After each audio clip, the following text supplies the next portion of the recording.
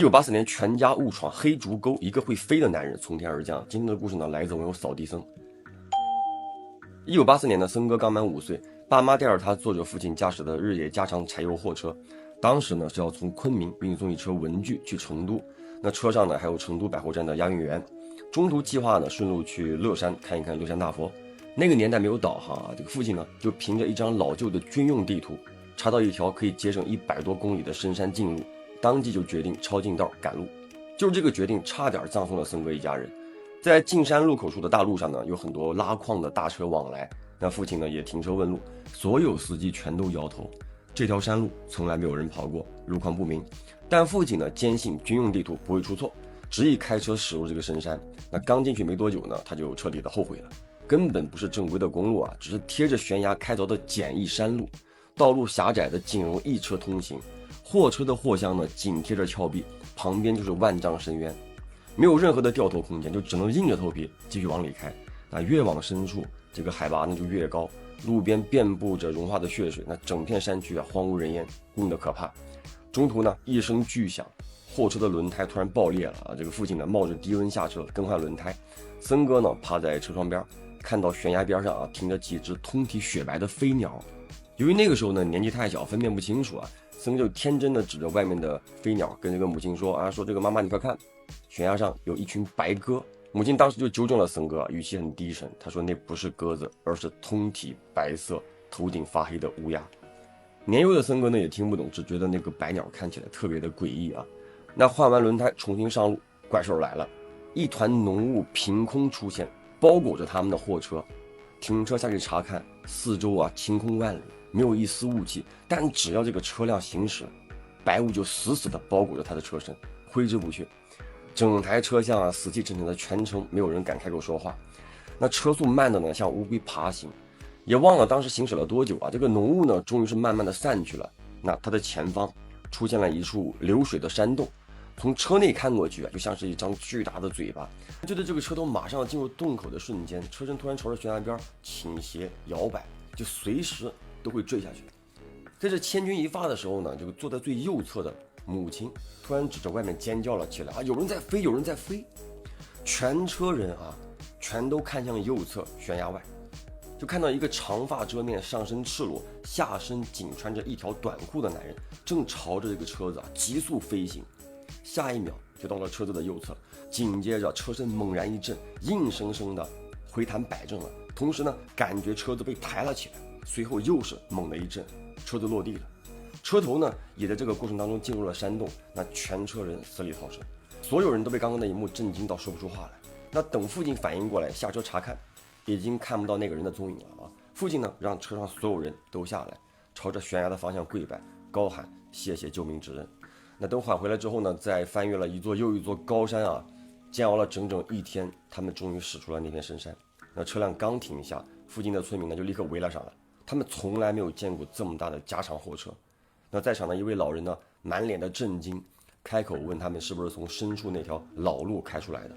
老人呢也告诉了森哥一家人真相啊，这个地方就是黑竹沟，那这片区域叫做罗伊庆，当地呢也称为罗索伊达峡谷。森哥一家人走的根本不是公路，是当年修建成昆铁路遗留下来的废弃施工便道。那这个地方啊，地磁紊乱，迷雾无常，自古呢就怪事频发，经常有人畜无辜的失踪。早年呢，也曾有公务吉普车冒险的从这个路出山，不慎的翻下悬崖。深山的地形险恶，搜救呢很困难。那车上的人员连同车辆10多年了，始终没有被找到。之后呢，他们一路开车就抵达了乐山，那如愿的去看了乐山大佛。那当年5岁的森哥个子差不多只有大佛的指甲盖那么高。经历过罗一庆那段惊魂绝境之后呢，全家人的心情都非常的沉重，根本没有心思游玩。那简单的停留了片刻之后呢，就径直开车前往成都了。等平安抵达成都，卸货安顿下来之后这个情绪呢也慢慢的平复了时隔多日了，那个母亲呢才说出当时看到的那段神奇见闻他说就在这个车身快要滑向悬崖那一瞬间，他从那个后视镜里看到那个男人急速飞行，然后硬生生的飞到车旁，把车子给抬了起来，随后冲天而起，不见了踪影。就很多年之后呢，家里人呢一起看电视就看到这个超人救命恩人在那一刻具象化了。如今已经几十年过去了，森哥永远无法忘记那个急速飞行的男人。虽然说他当时没有看到脸，但那个画面实在太震撼了。后来呢，也和很多朋友说过这个事儿，所有人都觉得他在吹牛。故事的最后呢，做一个背景的介绍啊。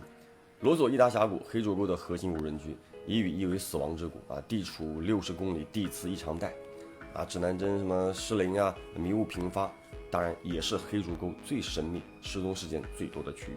而成昆铁路废弃变道呢，是上世纪60到70年代为修建铁路是临时开凿的，仅做施工运输啊，没有养护，没有标识，没有救援，并且呢是多段陵崖，没有护栏，属于高危进行路段。好了，我是老赵，让我们下个故事见。女女生谨慎观看，去世亲人的遗物千万不要随便的放在床头。那周周的奶奶94岁高龄，走得很安详。走的时候呢，别的没有留，给她塞了一把老木梳。这个木头呢又黑又亮。这把梳子啊，奶奶用了有几十年了，生前几乎不离身。别的遗物呢都烧了，唯独这把梳子。那周周呢把梳子带回了家，放在自己的梳妆台上，偶尔也会用一下，像是奶奶还在身边，心里暖暖的。直到给奶奶烧完头七。那天夜里，周周呢在半梦半醒之间，他听见卧室有声音，很轻，很有规律，刷刷刷，像是头发被梳子慢慢梳过的声音。那周周呢忙活了一天了，困得睁不开眼，以为是在做梦，翻了个身想继续睡，可是那个声音越来越清晰，不远，就在床头边上。猛的一个机灵他醒了。屋里呢黑着，窗帘没有拉严，透进来一点路灯光。那小姑娘也不敢动，屏住呼吸，仔细听，没错，就是梳头声，很慢很轻，一下一下的。那周周呢瞬间炸毛了，想起了奶奶的梳子，想起身开灯的。这个时候他发现自己根本动不了，喊又喊不出声，就这么煎熬了几分钟吃奶的劲儿都使出来了，终于他能动了。能动的瞬间呢，这个声音也跟着停了。看了一眼手机，凌晨2点17分。那周周呢松了口气，觉得刚刚是不是鬼压床了，产生幻觉了，就转身闭上眼睛准备继续睡。唰，那个声音又来了。这次呢听得很清楚，声音就在床头边上的梳妆台那儿。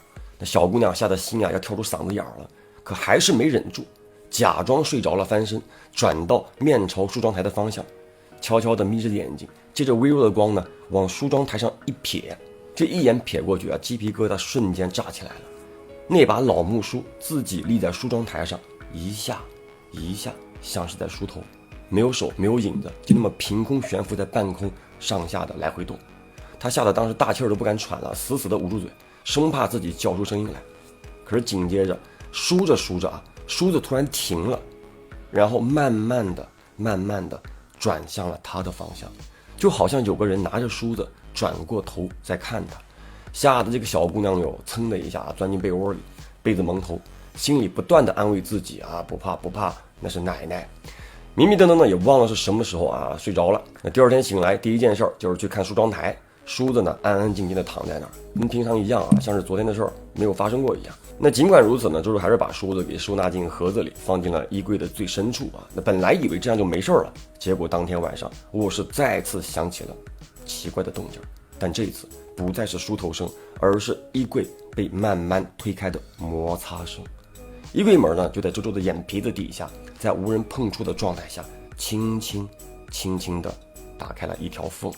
这一下周周呢是真扛不住了，哇的一声拿起手机就跑，一路冲到小区门卫那儿，看到保安大叔呢，心跳才缓了下来，连忙打车回了父母家。到家后呢，老妈一听这个事儿，安慰周周，那自己奶奶嘛，不用怕，她不是闹你肯定是忘了自己已经走了，想着半夜起来给你梳梳头。这不安慰呢还好，一安慰周周他更怕了。晚上呢让妈妈陪着自己睡的。第二天上午，妈妈陪周周回到他在外面租的房子，梳子呢还是在衣柜深处的盒子里躺着。拿上梳子，母女俩呢把梳子带到了奶奶的坟前，烧了好多纸。那梳子呢也烧了，念叨了半天才回去。路上呢，妈妈就劝周周回家住吧。可是周周呢因为某些事儿跟爸爸呢闹别扭了，才搬出来自己住的。姑娘呢也是倔，死活不乐意搬回去，老妈也只能叹气。